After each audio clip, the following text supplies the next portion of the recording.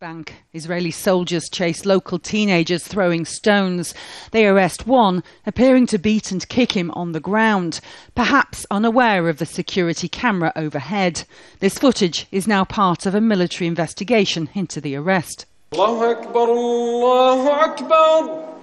But there's no video evidence of the beatings Mohammed Dar Mohammed says he suffered last month, this time in the custody of the Palestinian Preventive Security. He says his injuries were so bad he lost his voice for 4 weeks. A recording of the call to prayer had to be played until he got it back.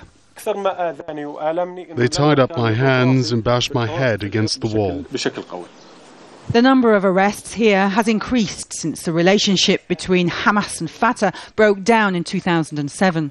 I'm 100% convinced that my arrest was politically motivated. I will use the law to get justice and demand that this violence is not repeated. The security forces should be cleansed of these officers. Reports of violence and beatings are on the increase. It's perhaps not so surprising when accusations are levelled against the Israeli army as against the Palestinian security forces. But according to human rights organisations, even though cases of systematic abuse and torture are being well documented, action is rarely taken and officers are rarely held accountable.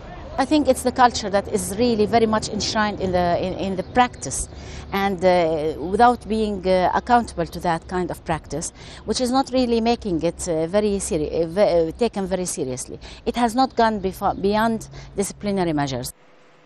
Sahir Akra is a journalist in Gaza.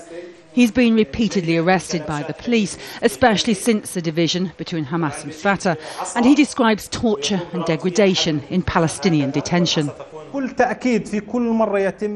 I'm either abducted from the street or they break into my house and destroy my furniture before taking me into their office. They swear at me, they beat me, they spit at me. I'm sorry to say this, but they force me to pee on myself and then to drink my own urine. Now, the Hamas or the Palestinian Authority have commented on the report, but the Palestinian president did call for an end to torture and abuse in all detention centres last month. It's not yet clear if this is political talk or if it will result in a full-scale clean-up. Sue Turton, Al Jazeera, Hebron.